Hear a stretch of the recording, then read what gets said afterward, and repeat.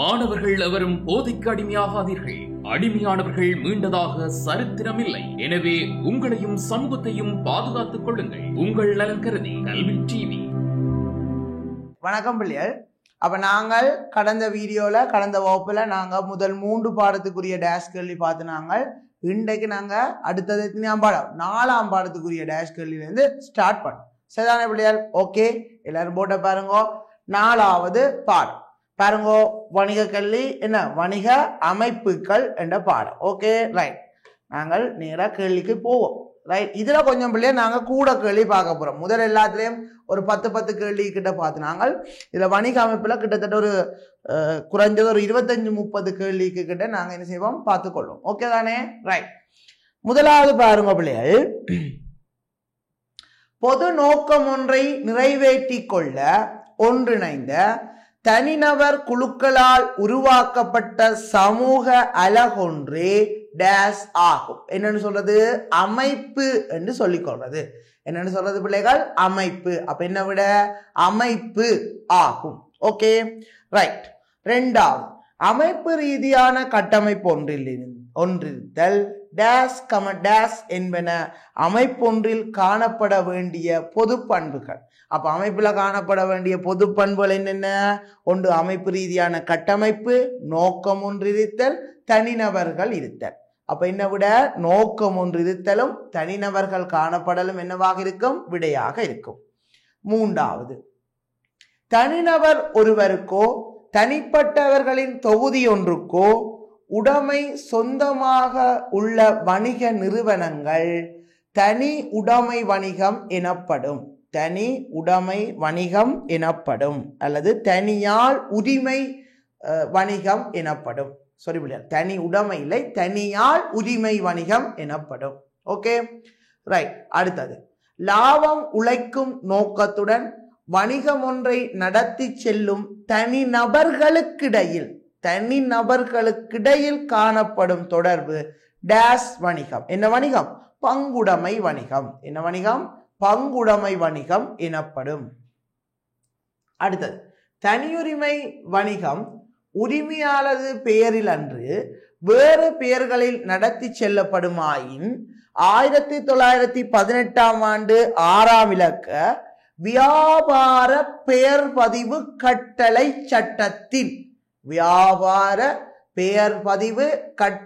சட்டத்தின் அடிப்படையில் மாகாண வணிக பெயர் பதிவாளரிடம் பதிவு செய்தல் வேண்டும். மாகாண வணிக பெயர் பதிவாளரிடம் என்ன செய்யணும்? பதிவு செய்தல் வேண்டும். அடுத்தது 6வது, லாபம் பெறும் நோக்கம் அந்யோன்ய இடைத்தொடர்பு காணப்படல் டேஸ் டேஸ் என்பன பங்குடைமை வணிகத்தின் கட்டாய பண்புகள். அப்ப என்ன இருக்கணும்? லாபம் பெறும் நோக்கம் இருக்கணும், அந்யோன்யமான இடைத்தொடர்பு காணப்பட. 2ம் கேள்வியில தந்திருக்கு. அப்ப 3வது என்ன? வணிக நடவடிக்கை ஒன்றாக இருத்தல், தனிநபர்கள் இருத்தல். வணிக நடவடிக்கை ஒன்றாக இருத்தல், தனிநபர்கள் இருத்தல் என்பன பங்குடைமை வணிகத்தின் கட்டாய பண்புகள். என்பன பங்குடைமை வணிகத்தின் கட்டாய பண்புகள். அடுத்தது பிள்ளைகள், பங்குடைமை வணிகத்தின் பங்காளர்களின் ஆக குறைந்த எண்ணிக்கை 2 ஆகவும் ஆகக்கூடிய எண்ணிக்கை 20 ஆகவும் வரையறுக்கப்பட்டுள்ளது. ஆகக்கூடிய எண்ணிக்கை 20 ஆகவும் வரையறுக்கப்பட்டுள்ளது. அடுத்தது பிள்ளைகள், பங்குடைமை வணிகம் ஒன்றினை ஆரம்பித்து நடாத்தி செல்லல் தொடர்பாக பங்காளர்களிடையே ஏற்படுத்தி கொள்ளப்படும் உடன்பாடே பங்குடைமை ஒப்பந்தம் எனப்படும். என்ன விட பங்குடைமை ஒப்பந்தம் ஆகும் அல்லது ஒப்பந்தம் எனப்படும். அடுத்தது 9வது பிள்ளைகள், பங்குடைமை ஒப்பந்தம் ஒன்று வாய்மொழி மூலம், எழுத்து மூலம், நடத்தை மூலம் உருவாக்க முடியும். என்னென்ன விடையப்ப? எழுத்து மூலம், நடத்தை மூலம் உருவாக்க முடியும். அடுத்து, பங்காளர்களுக்கிடையே ஏற்படுத்தி கொள்ளப்படும் எழுத்து மூலம் ஒப்பந்தமானது பங்குடைமை ஒப்பந்தம் எனப்படும். இது பங்குடைமை சட்ட யாப்பு என்று அழைக்கப்படும். இத பங்குடைமை என்னன்னு சொல்லிக் கொள்றது? பங்குடைமை சட்ட யாப்பு என அழைக்கப்படும். சட்ட யாப்பு என அழைக்கப்படும். கம்பெனி ஒன்றின் பங்குதாரர் ஆவதற்கு கட்டாயமாக நிறைவேற்ற வேண்டிய 2 நிபந்தனை. நீங்க ஒரு பங்குதாரர் ஆகணும் என்றால் 2 நிபந்தனை கட்டாயமா இருக்கணும். ஒன்று என்ன? பங்குகளை கொள்வனவு செய்தல். 18 வயதை என்ன செய்யணும்? பூர்த்தி செய்தல். அடுத்தது பங்குதாரர்களின் பெயர் பட்டியலில் பெயர் உள்ளடக்கப்பட வேண்டும். அப்ப இந்த 3ல ஏதாவது 2 எழுதி கொள்ளலாம். ஒன்று பங்கினை கொள்வனவு செய்யணும், அடுத்தது 18 வயசை பூர்த்தி செய்யணும், அடுத்தது என்ன பிள்ளையார்? பங்குதாரற்ற பெயர் பட்டியல்ல உங்களோட பெயர் என்ன செய்யணும்? உள்ளடக்கப்பட்டிருக்கணும். இலங்கையில் காணப்படும் அங்கீகார வணிகங்களுக்கான 2 உதாரணங்கள் நிறைய எழுதலாம். KFC, Pizza Hut, Domino's, Burger King, Popeyes, கணக்கு எழுதலாம். கொக்கோ கோலா, பெப்சி கோலா, சிபெட்கோ, மற்றது இந்தியன் ஆயில் கம்பெனி IOC நிறைய எழுதி கொள்ளலாம். ஓகே தானே? ரைட். ஒரு கம்பெனி பதிவு செய்வதற்கு கம்பெனி பதிவாளருக்கு சமர்ப்பிக்க வேண்டிய மிக பிரதானமான ஆவணம் என்ன பிள்ளையார்? அமைப்பு அகவிதி பத்திரம். என்னத்தை பிரதானமாக சமர்ப்பிக்கணும்? அமைப்பு அகவிதி பத்திரம். ஒரு கம்பெனி தொடர்பான மிக முக்கியமான விடயங்கள் எல்லாம் இதில் இருக்க போது அந்த அமைப்பு அகவிதி பத்திரத்தில் இருக்க போகுது. அப்போ அது கட்டாயமாக பிரதானமாக அதை என்ன செய்யணும்? சமர்ப்பிக்கணும். அடுத்தது 14வது என்ன பிள்ளையார்? இலங்கையில் பரவலாக காணப்படுகின்ற வணிக வகை தனியாருடைமை வணிகம். தனியுடைமை வணிகம். இவ்வணிகத்தின் உரிமையாளர் எண்ணிக்கை 1 ஆகும். எண்ணிக்கை 1 ஆகும். ஏதாவது பொருள் அல்லது சேவை ஒன்றை வழங்கும் வணிக நிறுவனம் ஒன்று அப்பொருள் அல்லது சேவையினை குறித்த சந்தை பிரதேசத்தில் விற்பனை செய்வதற்கு மற்றொரு வணிக நிறுவனத்திற்கு சந்தர்ப்பம் வழங்குமாயின் அவ்வணிக அமைப்பு அங்கீகார வணிகம் என அழைக்கப்படும். அவ்வணிக அமைப்பு அங்கீகார வணிகம் என அழைக்கப்படும். அடுத்தது 16வது. கூட்டிணைக்கப்பட்ட கம்பெனிகள் அனைத்தும் பெயரின் முன்னால் டேஸ் எனும் பதத்தை இடுவதுடன் பட்டியல் படுத்தப்பட்ட கம்பெனிகள் கம்பெனி என்ற பதத்திற்கு முன்னால் டேஸ் என்ற பதத்தை இடுதல் வேண்டும். அப்ப பாத்தீங்கன்னா கூட்டிணைக்கப்பட்ட கம்பெனியா இருந்தால் அது என்னன்னு சொல்லணும்? வரையறுக்கப்பட்ட என்றும் பட்டியல் படுத்த கம்பெனி என்ன பொது என்ற பதத்தையும் இடணும். அப்ப அவர் வரையறுக்க இவர் பொது, அவர் வரையறுக்க இவர் என்ன பொது.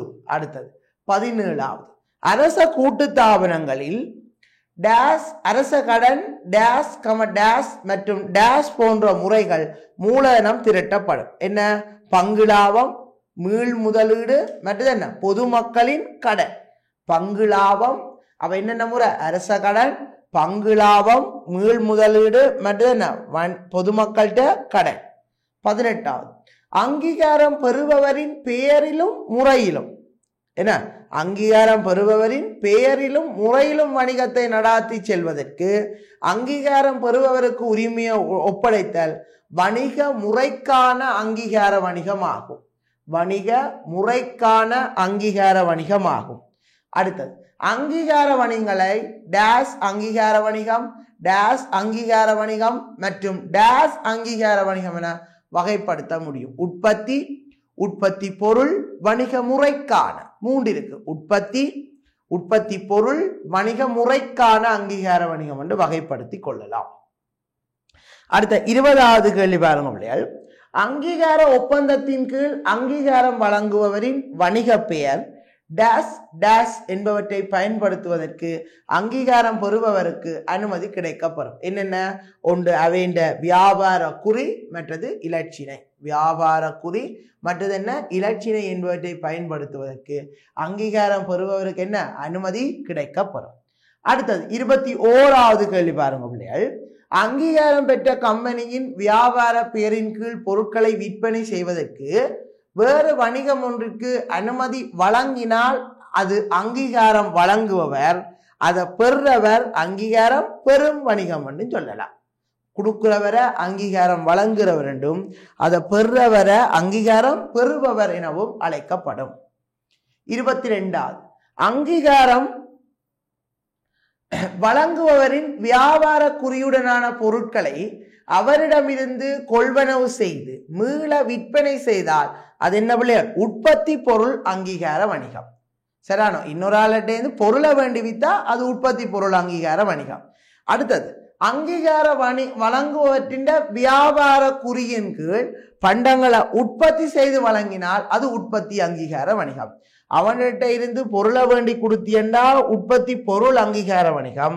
அதை நீயே உற்பத்தி செய்து கொடுத்தியண்டா உற்பத்தி அங்கீகார வணிகம் என்று சொல்லிக் கொள்றது. அடுத்தது 24வது, குறைவான விலையில் மக்களுக்கு வினைத்திறனான சேவையை வழங்குவதே அரச கூட்டுத்தாபனத்தின் முக்கிய நோக்கம். அரச கூட்டுத்தாபனத்தின் முக்கிய நோக்கம் என்ன பிள்ளைகள்? அரச கூட்டுத்தாபனத்தின் முக்கிய நோக்கமாக இருக்கும். அடுத்தது 2007ஆம் ஆண்டு 7ஆம் இலக்க கம்பெனி சட்டத்தின் கீழ் கூட்டிணைக்கப்பட்ட வரையறுத்த கம்பெனிகள் டேஸ் டேஸ் மற்றும் டேஸ் என வகைப்படுத்துவது உண்டு. என்னென்ன? வரையறுத்த தனியார் கம்பெனி, வரையறுத்த பொது கம்பெனி, அடுத்தது என்ன பிள்ளையர்? கரை கடந்த கம்பெனி என்று வகைப்படுத்தலாம். வரையறுத்த தனியார் கம்பெனி, வரையறுத்த பொது கம்பெனி, மற்றது என்ன? கரை கடந்த கம்பெனி என்று என்ன செய்து கொள்ளலாம்? வகைப்படுத்தி கொள்ளலாம். அடுத்தது 26வது கேள்வி, கூட்டிணைக்கப்பட்ட கம்பெனிகள் டேஸ் வழங்கி மூலதனத்தை திரட்டிக் கொள்வதோடு இவற்றின் முகாமையானது டேஸ் சபையின் ஊடாக என்ன செய்யப்படுகின்றது? மேற்கொள்ளப்படும். அப்ப கம்பெனிகள் என்னத்தை வழங்கி மூலதனத்தை திரட்டும்? பங்குகளை வழங்கி மூலதனத்தை திரட்டும். இது இந்த முகாமை இயக்குனர் சபையின் ஊடாக மேற்கொள்ளப்படும். டிரெக்டர் போர்டு, இயக்குனர் சபையின் ஊடாக. அந்த டிரெக்டர் போர்டுல பிள்ளைகள் சாதாரண பங்குதாரர்கள்ட்ட வாக்குரிமையின் அடிப்படையில் தான் அந்த டிரெக்டர் போர்டுல இருக்கிறார்களை தெரிவு செய்வோம் என்றது முக்கியமான விஷயம். அடுத்த 27வது, சுயாதீன அமைப்பொன்றாகவும் அங்கத்தவர் ஒருவருக்கு ஒரு வாக்குரிமை மட்டுமே உரித்துடையதுமான டேஸ் வணிகமாகும். இவை டேஸை அடிப்படை நோக்கமாக கொண்டிருப்பதில்லை. என்ன? கூட்டுறவு வணிகம். இவைக்கு என்ன முக்கியம் இல்லை?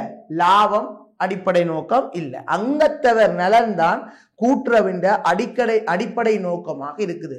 என்ன பிள்ளைகள்? அங்கத்தவர் நலன். ஓகே. அடுத்த 28வது கேள்வி, இலங்கை போக்குவரத்து சபை, இலங்கை மகாவலி அதிகார சபை என்பன என்னத்துக்கு உதாரணமாக இருக்குது சொல்லுங்க பாப்போம். எது? இலங்கை போக்குவரத்து சபை மற்றது என்ன? இலங்கை மகாவலி அதிகார சபை எல்லாம் அரச கூட்டுத்தாபனங்களுக்கான உதாரணங்களாகும். என்னத்துக்கான? அரச கூட்டுத்தாபனத்துக்கான உதாரணம் ஆகும். அடுத்தது 29வது கேள்வி, உள்ளூராட்சி நிறுவனங்களுக்கு தேவையான நிதியானது டேஸ் அல்லது டேஸால் வழங்கப்படும். ஒன்று உள்ளூராட்சி நிறுவனத்தாலே வழங்கப்படும், அல்லது யார்? மத்திய அரசு ஒதுக்கீடு செய்வினம். அல்லது யார் ஒதுக்கீடு செய்வினம்? மத்திய அரசு ஒதுக்கீடு செய்வினம். அடுத்தது 30வது கேள்வி பாருங்க பிள்ளைகள், உள்ளூராட்சி நிறுவனங்களானது உள்ளூராட்சி மன்றம் டேஸ் மற்றும் டேஸ் என்பவற்றின் கீழ் நடாத்தி செல்லப்படும். இதன் நிர்வாகமானது டேஸால் மேற்கொள்ளப்படும். அப்ப உள்ளூராட்சி மன்றம் என்ன? நகர சபை, பிரதேச சபை என்பவற்றின் கீழ் தான் என்ன செய்யப்படும்? நடாத்தி செல்லப்படும். இதன் நிர்வாகம் உள்ளூராட்சி நிறுவனத்தின் அதிகாரிகளால் மேற்கொள்ளப்படும். அப்ப என்ன பிள்ளைகள்? உள்ளூராட்சி நிறுவனங்கள், உள்ளூராட்சி மன்றம், நகர சபை மற்றது என்ன பிள்ளைகள்? பிரதேச சபை என்பவற்றின் கீழே நடத்தி செல்லப்படுவதோட இது இந்த நிர்வாகம் என்ன? உள்ளூராட்சி நிறுவன அதிகாரிகளால் என்ன செய்யப்படும்? மேற்கொள்ளப்படும். ஓகே. அடுத்தது பாருங்க 31வது கேள்வி, பங்கு வழங்கல்களை மேற்கொள்ளாது அங்கத்தவர்களின் பொறுப்பு அகவிதி சட்டக்கோவையில் குறிப்பிடப்பட்டுள்ள பிணை தொகைக்கு வரையறுக்கப்பட்டுள்ள கம்பெனி என்ன கம்பெனி? பிணை என்றாலே பிணையால் வரையறுக்கப்பட்ட கம்பெனி அல்லது உத்தரவாதத்தால் வரையறுக்கப்பட்ட கம்பெனி. ஓகே. அடுத்தது 32வது, வரையறுக்கப்பட்ட தனி கம்பெனிகளின் ஆக குறைந்த அங்கத்தவர்களின் எண்ணிக்கை 1, ஆகக்கூடிய எண்ணிக்கை 50. ஓகே. பொது கம்பெனியின் ஆக குறைந்தது 1, உச்ச எண்ணிக்கை வரையறுக்கப்படையில். திரும்ப சொல்ற பிள்ளைகள், தனி கம்பெனியில 1 தொடக்கம் 50, பொது கம்பெனி 1 தொடக்கம் முடிவில்லை. ஓகேயா? ரைட். ஆனா வரையறுக்கப்பட இல்லையா? அடுத்தது, ஒவ்வொரு கம்பெனி வகைகளையும் ஒப்பிடும் போதும் அங்கத்தவர் எண்ணிக்கை டேஷ் டேஸ் மற்றும் டேஸ் ஆகிய நியதிகள் என்ன செய்யப்படுது பயன்படுத்தப்படும்.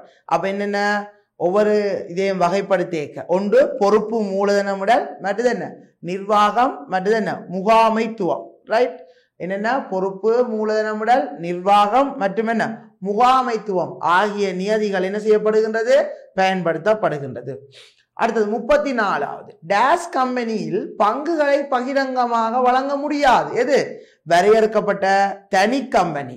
டேஸ் கம்பெனி பங்குகளையோ பிணை பத்திரங்களையோ பகிரங்கமாக வழங்க முடியும். எது வரையறுக்கப்பட்ட பொது கம்பெனி.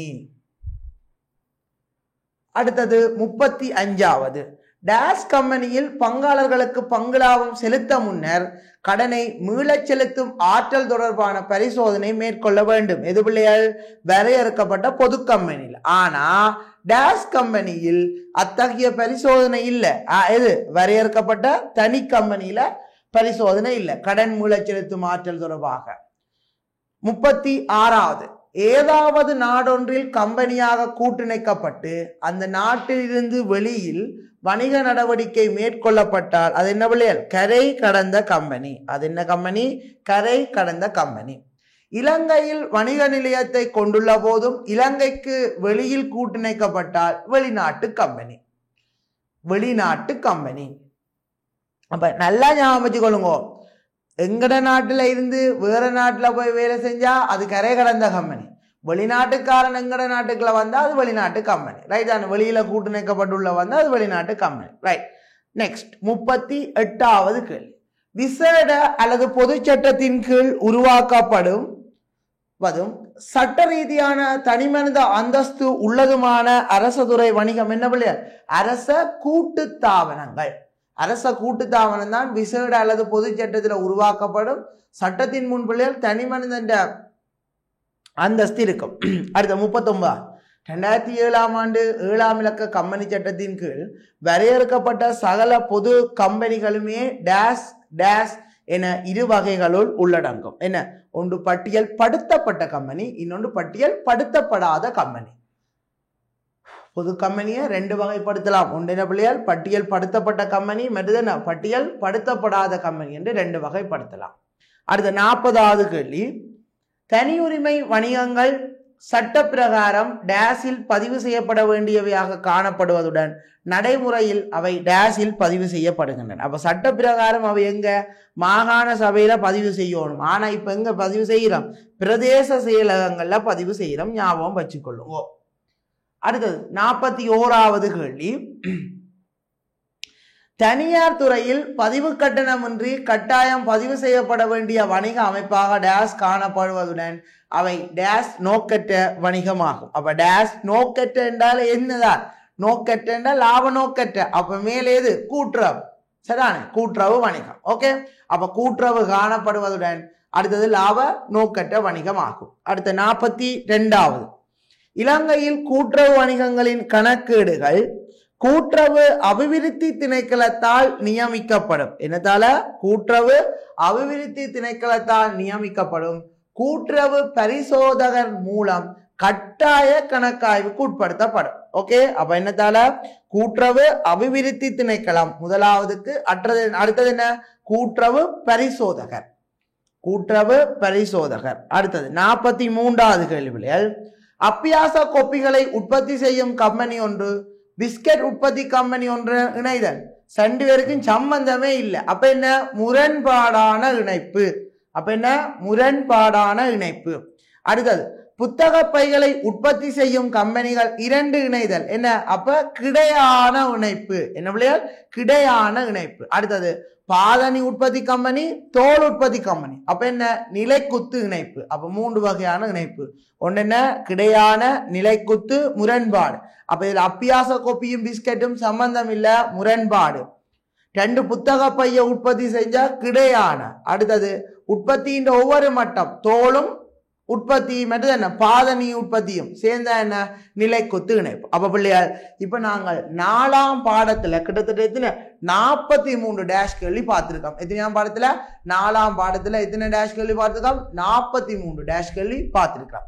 சோ அடுத்ததான் நாங்க பிள்ளையார் எத்தனையாம் பாடத்துக்கு பார்ப்போம் 5ஆம் பாடத்துல இருக்கிற டேஷ் கேள்வியில பார்ப்போம். ஓகே தானே பிள்ளையார் ரைட் பிள்ளையார். ஸோ நாங்கள் முதல் எத்தனையாம் பாடம் 4ஆம் பாடத்தில் இருக்கிற டேஷ் கேள்வி பார்த்து நாங்கள் இப்போ எத்தனையாம் பாடத்தில் பார்க்க போகிறோம் 5ஆம் கேள்வியில் இருக்கிற டேஷ் கேள்வியை பார்க்க போகிறோம். ஓகே தானே பிள்ளைகள்? ரைட், ஸ்டார்ட் பண்ணும். ஓகே பாருங்க பிள்ளைகள், 5ஆம் பாடம் என்ன? முயற்சியாண்மை. அழகு 5 முயற்சியாண்மையில இருக்கிறது பார்ப்போம் பிள்ளைகள். முதலாவது பாருங்கோ, சூழலில் காணப்படும் வாய்ப்புகளை ஆக்க ரீதியாக அறிந்து இடரை ஏற்று புத்தாக்கம் புரிபவர் முயற்சியாளர் ஆவர். சந்தையில் ஏற்படும் மாற்றங்களை வணிகத்திற்கான வாய்ப்பொன்றாக கருதும் நபர் முயற்சியாளர் ஆவர். அப்ப ரெண்டுக்குமே என்னதான் விட? முயற்சியாளர் தான் விட. Okay right. அடுத்தது அப்ப என்ன விட பிள்ளைகள்? ரெண்டுக்குமே முயற்சியாளர். அடுத்தது, மூலதனத்திற்கும் ஊழியத்திற்கும் இடைநடுவராக செயற்படுவது முயற்சியாண்மை ஆகும். இதன் பிரதான ஆயுதம் புத்தாக்கம் புனைதல் என்பது ஆகும். அப்ப முயற்சியாண்மை என்ற பிரதான ஆயுதம் என்ன பிள்ளையால்? புத்தாக்கம் புனைதல் ஆகும். Right, okay. அடுத்தது, 3வது, முயற்சியாண்மையின் பொதுவான பண்புகளுள் எதனையும் வித்தியாசமான முறையில் காணுதல், எண்ணுதல், கருமமாற்றுதல் ஆக்க ரீதியானது எனவும் நோக்கம் நிறைவேறும் வரை கூடிய உற்சாகத்துடன் செயற்படல் அர்ப்பணிப்பு எனவும் கருதப்படும். என்ன பிள்ளைகள்? முயற்சியாண்மையின் பொதுவான பண்புகளுள் எதனையும் வித்தியாசமான முறையில் காணுதல், எண்ணுதல், கருமமாற்றுதல் ஆக்க ரீதியானது எனவும் நோக்கம் நிறைவேறும் வரை கூடிய உற்சாகத்துடன் செயற்படுதல் அர்ப்பணிப்பு எனவும் கருதப்படும். 4வது, நடைமுறையில் காணப்படும் கருத்து அல்லது எண்ணக்கருவிற்கமைய வணிகம் ஒன்றை ஆரம்பிப்பவர் வணிகர். தனது கருத்து அல்லது புதிய எண்ணக்கருவுக்கமைய வணிகம் ஒன்றை ஆரம்பிப்பவர் முயற்சியாளர் ஆவர். 5வது, முயற்சியாண்மையின் போக்குகளாக உள்ளக முயற்சியாண்மை, பூகோள ரீதியான முயற்சியாண்மை, அடுத்தது சமூக ரீதியான முயற்சியாண்மை, அடுத்தது என்ன? பசுமை முயற்சியாண்மை என்பன காணப்படுகின்றன. அப்ப முயற்சியாண்மை என்ற போக்குகள் 4: உள்ளக, சமூக, பூகோள, பசுமை.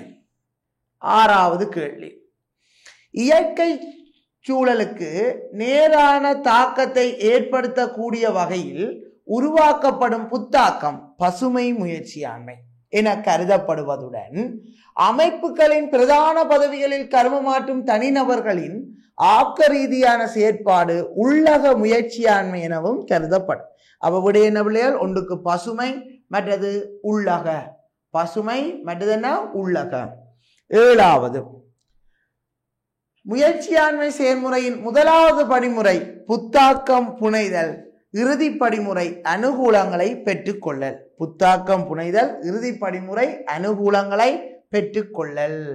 8வது, வணிகத்துடன் ஒப்பிடுகையில் முயற்சியாண்மையானது மேலும் வணிக சந்தர்ப்பங்களை இனங்காணல், இடர்களை முகாமைத்துவம் செய்தல், புத்தாக்கங்களை உருவாக்கல் போன்ற கருமங்களில்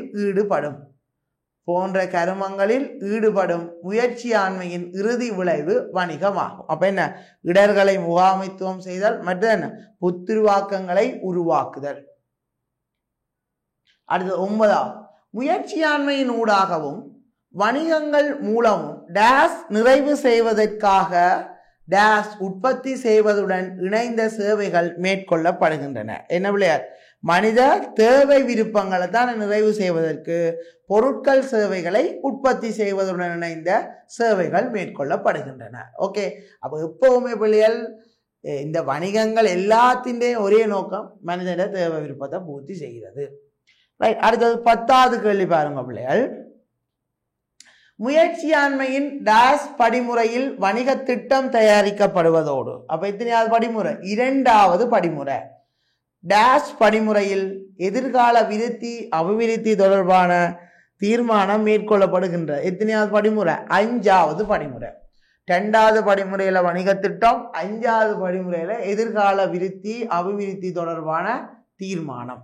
அடுத்தது 11வது கேள்வி, உள்ளக வெளியக பிரிவினர்களுடன் சிறந்த இடைத்தொடர்பினை பேணுதல் ஆளிடை தொடர்பு திறன் எனப்படும். ஆளிடை தொடர்பு திறன் எனப்படும். திட்டமிடல், ஒழுங்கமைத்தல், நெறிப்படுத்தல், கட்டுப்படுத்தல் போன்றவை அடிப்படை முகாமைத்துவ திறன் எனப்படும். ஒரு ஆக்கோட நல்ல மாதிரி காய்ச்சா ஆளுடை தொடர்பு திறன் நல்லபடியா பிளான் பண்ணி ஆர்கனைஸ் பண்ணி ஒரு வேலையை செஞ்சீங்கன்னா அடிப்படை முகாமைத்துவ திறன். ரைட். 12வது கேள்வி பிள்ளைகள், முயற்சியாண்மையின் டேஷ் படிமுறையில் 3வது படிமுறையில் வணிகத்தை ஆரம்பிப்பதற்கு தேவையான வளங்களை பெற்றுக்கொள்ளல் இடம்பெறுவதோடு டேஷ் படிமுறையில் வணிக நோக்கத்தை நிறைவேற்றுவதற்கான வளங்கள் என்ன செய்யப்படுது, பயன்படுத்தப்படும். அப்ப 3வது படிமுறையில வளத்தை பெற்று 4வது படிமுறையில் அது என்ன செய்யற நாங்கள் பயன்படுத்துறோம். 13 முயற்சியாண்மையின் பண்புகளையும் திறன்களையும் விருத்தி செய்வதற்கான முறைகளாக சுய மதிப்பீடு, பயிற்சி, மறுதென்ன கல்வி, அனுபவங்கள் காணப்படுகின்றன. அப்ப என்ன விட சுய மதிப்பீடு, பயிற்சி, கல்வி மற்றும் அனுபவங்கள் காணப்படுகின்றன. அடுத்த 14வது பிள்ளைகள், இடர்களை ஏற்பதற்கான விருப்பம் ஆக்க ரீதியானது டேஸ் மற்றும் டேஸ் என்பன முயற்சியாண்மையின் பொதுவான பண்புகளாகும். அப்ப ஆக்க ரீதியானது அர்ப்பணிப்பு, தன்னம்பிக்கை, சுயாரீதியானது. சரிதானே? அடுத்தது என்ன, சுயாதீனமானது. என்னென்ன, ஆக்க ரீதியானது, அர்ப்பணிப்பு, தன்னம்பிக்கை, அடுத்து என்ன, சுயாதீனமானது என்பன முயற்சியாண்மையின் பொதுவான பண்புகளாக இருக்கும். ரைட். 15 தலைமைத்துவ திறன் டேஸ் டேஸ் டேஸ் திறன் என்பன முயற்சியாண்மையின் திறன்களாகும். அப்ப ஒரு முயற்சியாளருக்கு பிள்ளைகள் தலைமைத்துவ திறன் இருக்கும், ஆளுடை தொடர்பு திறன் இருக்கும், அடுத்தது மற்றது என்ன, தொடர்பாடல் திறன் இருக்கும், அடிப்படை முகாமைத்துவ திறன். இந்த 3-4 திறன் இருக்கும். என்ன, தலைமைத்துவம், ஆளுடை தொடர்பு, தொடர்பாடல், மற்றது என்ன, அடிப்படை முகாமைத்துவ திறன். 16 ஓரிடத்திலிருந்து தொழில்நுட்ப பிரயோகத்தின் மூலம் உலகம் முழுவதும் தமது உற்பத்திகளை வெற்றிகரமாக விநியோகிப்பது பூகோள ரீதியான, ஒரு இடத்திலிருந்து உலகத்தை நோக்கி என்றாலே அது என்ன, பூகோள ரீதியான முயற்சியாண்மை எனப்படுவதுடன் இம்முயற்சியாண்மையின் போது ஏனைய தொடர்பாக அறிந்து வைத்திருப்பதற்கு, ஏனைய டேஷ் தொடர்பாக அறிந்து வைத்திருப்பதற்கு மிக முக்கியமான விடயம் ஒன்றாகும். அப்ப இந்த எண்ணத்தை பற்றி கலாச்சாரங்கள் எல்லா நாட்டு கலாச்சாரங்களையும் ஒழுங்குமுறையா தெரிஞ்சு கொண்டாதான் பூகோள ரீதியான வணிகத்தை மேற்கொள்றது சுகமா இருக்கும். ஓகே. 17 சமூகத்திற்கு சேவை செய்யும் எண்ணத்தில் சமூக ரீதியான பிரச்சனைகளுக்கு தீர்வுகளை பெற்றுக்கொள்வதற்கு புத்தாக்கங்களில் ஈடுபடுதல் சமூக முயற்சியாண்மையின் போது இடம்பெறுவதுடன் மன திருப்தி, வரவேற்பு, புகழ், பிரதி உபகாரம் போன்ற அனுகூலங்கள் சமூக முயற்சியாண்மையின் மூலம் எதிர்பார்க்கப்படுகின்றது. ரெண்டுமே சமூகம்தான். அப்ப சமூகத்துக்கு நல்லது செய்ய நினைச்சாலும் சமூக முயற்சியாண்மை, அதால எல்லாரும் ஒரு சமூகத்துக்கு செய்யறதால என்ன, ஒன்று திருப்திக்கு செய்வினோம், வரவேற்பு, சில பேர் புகழுக்கு எல்லாம் செய்வினோம். அப்ப அதுவும் என்னதான் சமூக முயற்சியாண்மைக்கு தான் வரும். அடுத்தது 18வது பிள்ளைகள், சந்தை பங்கு விரிவடைதல் முயற்சியாண்மையின் சந்தை பங்கு விரிவடைதல் முயற்சியாண்மையின் டேஸ் ரீதியான அனுகூலமாகவும் புதிய தொழில் வாய்ப்புகள் உருவாகுதல் டேஸ் அனுகூலமாகவும் காணப்படுதல். அப்ப சந்தை பங்கு விரிவடைதல் என்னத்தின் நிறுவன ரீதியான அனுகூலம், புதிய தொழில் வாய்ப்பு உருவாகுதல் சமூக பொருளாதார அனுகூலமாக இருக்கும். ரைட். என்ன விளையால், முதலாவது நிறுவன ரீதியானது, மற்றது என்ன, சமூக பொருளாதார அனுகூலமாக இருக்கும். ஓகே. ரைட். 19வது நிறுவனம் ஒன்றின் ஊழியர்களால் புதிய உற்பத்தி பொருட்கள் அல்லது புதிய கருத்துக்களை அறிமுகப்படுத்தல், அபிவிருத்தி செய்தல் என்பன உள்ளக முயற்சியாண்மை. நிறுவனத்தில் உள்ள அகக்காரணி என்று சொன்னாலே அது என்ன, உள்ளக முயற்சியாண்மை. என்ன பிள்ளைகள், உள்ளக முயற்சியாண்மையாக இருக்குது. கடைசி, முயற்சியாண்மை காரணமாக புத்தாக்கங்களை உருவாக்கி டேஸ் அதிகரிப்பதோடு என்னத்த, தேசிய உற்பத்தியை அதிகரிப்பதோடு புதிய தொழில் வாய்ப்புகள் உருவாகுவதன் மூலம் பொருளாதார விருத்தி வேகமாக உயர்வடையும். என்ன வேகமாக உயர்வடையும், பொருளாதார விருத்தி. அப்ப என்ன விடையா, ஒன்று தேசிய உற்பத்தி, மற்றது என்ன பிள்ளையார், பொருளாதார விருத்தி. ஒன்று தேசிய உற்பத்தி, மற்றது என்ன, பொருளாதார விருத்தி. சரியான பிள்ளையார். அப்ப நாங்கள் இப்ப அலகு 5ல இருக்கிற கிட்டத்தட்ட 20 டேஷ்களை நாங்க என்ன செஞ்சுட்டோம், பார்த்துட்டோம். ஸோ அடுத்ததான் நாங்கள் என்னத்தை பார்க்க போறோம்? அழகு 6க்குரிய டேஷ் கேள்விகளை பார்ப்போம். ஓகே தானே பிள்ளையார்? ரைட். அப்ப பாருங்க, இதுல வந்து நாங்க இப்ப அடுத்ததா என்ன, இப்ப 5ஆம் பாடம் பார்த்துட்டோம். அடுத்தது என்ன பார்க்க போறோம்? 6ஆம் பாடத்துக்குரிய டேஷ் கேள்வி பார்க்க போறோம். சரி, இதுல ஒரு 15 டேஷ் கேள்வி இருக்கு. அந்த 15 டேஷ் கேள்வியும் பார்த்துட்டு இந்தியானதை முடிச்சு கொள்ளும். பிறகு அடுத்த வகுப்புல அடுத்த காணொலியில நாங்க மற்ற பாடங்களுக்குரிய டேஷ் கேள்விகளை பார்த்துக்கொள்ளும். ஓகே பிள்ளையார், நாங்க பாடத்துக்கு போவோம். ரைட், கவனிங்கோ. 6வது பாடம் சிறிய நடுத்தர அளவு வணிகங்களா? Right, okay.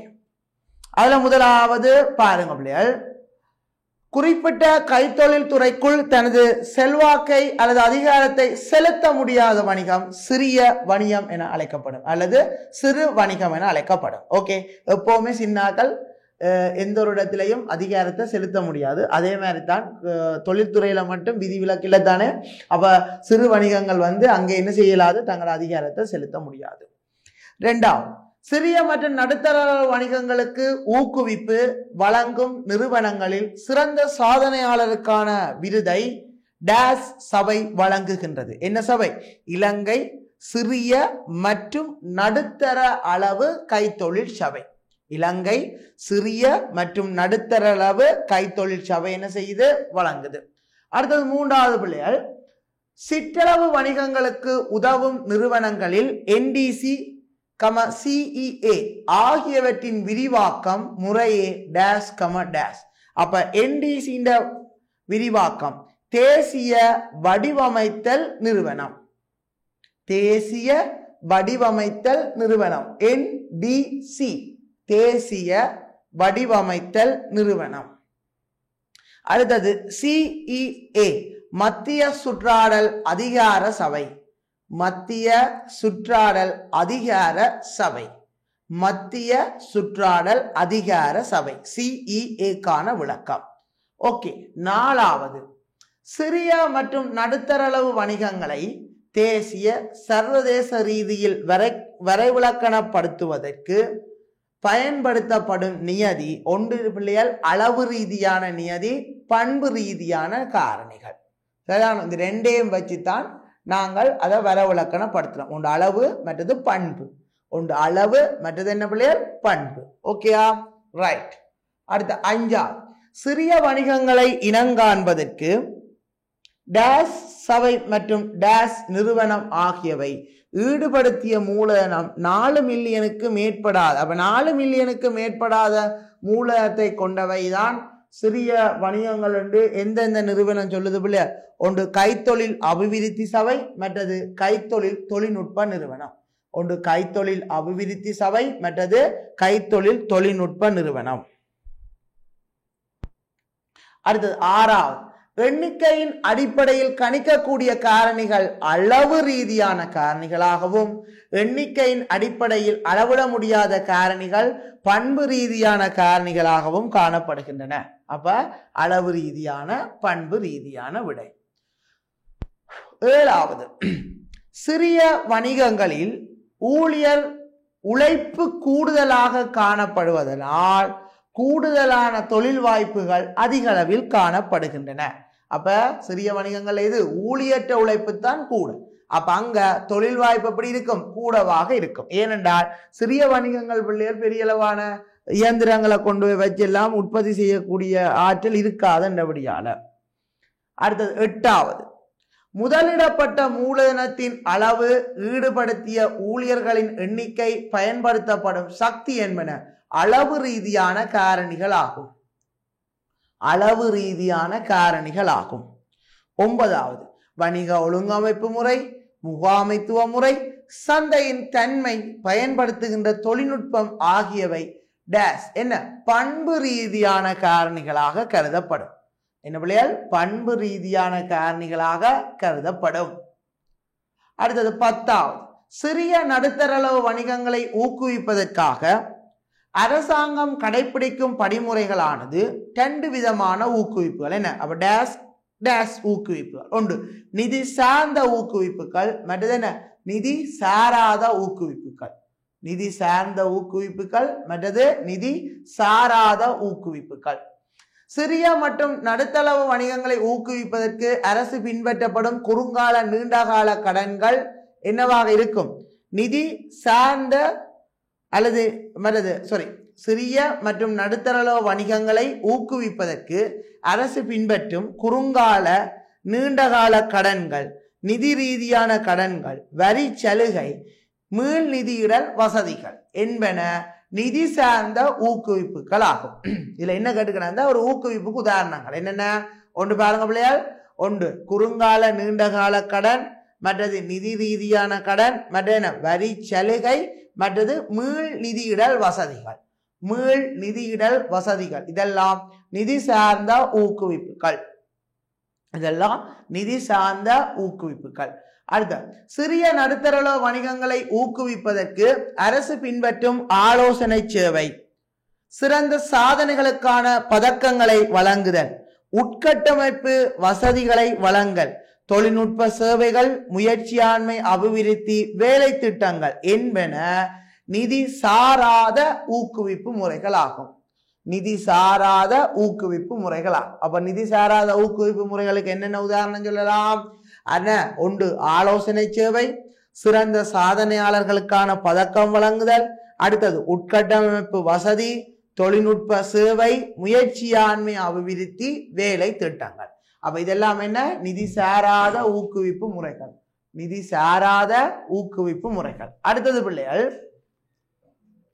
சிறிய நடுத்தர 13 சிறிய நடுத்தர வணிகங்களுக்கு டேஸ் சபை டேஸ் நிறுவனம் ஆகிய அரச நிறுவனங்கள் ஊக்குவிப்பு வழங்கப்படுகின்றன. ஒன்று பிள்ளைகள், சிறிய நடுத்தர இது கைத்தொழில் அபிவிருத்தி சபை, மற்றது ஏற்றுமதி அபிவிருத்தி சபை, மற்றது தேசிய அபிவிருத்தி வங்கி இதுகளும். அடுத்தது கைத்தொழில் தொழில்நுட்ப நிறுவனம், இலங்கை தரக்கட்டளை நிறுவனம். இதுல 5 விட இருக்கு பிள்ளையார். 5ல ஏதாவது 2 நீங்க எழுதி கொள்ளலாம். அப்ப எழுதி கொள்ளுங்க பிள்ளையார். என்னென்ன? கைத்தொழில் அபிவிருத்தி சபை, ஏற்றுமதி அபிவிருத்தி சபை, அடுத்தது தேசிய அபிவிருத்தி வங்கி, அடுத்தது கைத்தொழில் தொழில்நுட்ப நிறுவனம், அடுத்தது இலங்கை தரக்கட்டளை நிறுவனம். அடுத்தது இலங்கை தரக்கட்டளை நிறுவனம். அப்ப இதெல்லாம் என்னத்தை வழங்குது? ஊக்குவிப்பை வழங்குது.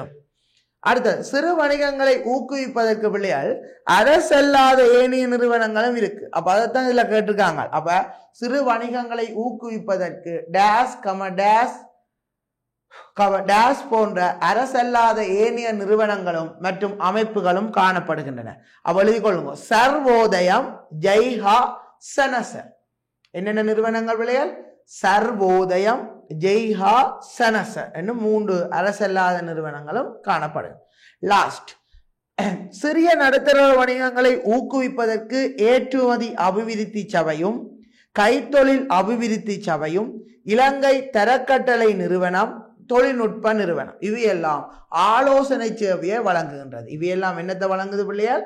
ஆலோசனை சேவையை வழங்குகின்றன. என்னென்ன? கைத்தொழில் அபிவிருத்தி சபை, இலங்கை தரக்கட்டளை நிறுவனம், மற்றது என்ன? தொழில்நுட்ப நிறுவனம். இதெல்லாம் என்னத்தை வழங்குது பிள்ளையால்? ஆலோசனை சேவையை வழங்குது. சரிதான பிள்ளையால்? அப்ப நாங்கள் இப்ப இன்றைக்கு 3 பாடத்தை பார்த்திருக்கோம். என்ன? ஒன்று 4ஆம் பாடம், 5ஆம் பாடம், 6ஆம் பாடத்தை இன்றைக்கு நாங்க பார்த்திருக்கோம். சோ அடுத்த வகுப்புல நாங்கள் அடுத்த பாடத்தை நாங்கள் தொடர்பு கொள்வோம். ஓகே தானே பிள்ளையால்? நன்றி. கல்வி டிவியில் புத்தம்புது நிகழ்ச்சிகளை உடனுக்குடன் பார்த்து மகிழ எமது Facebook மற்றும் YouTube பக்கத்தை லைக் செய்யுங்கள்.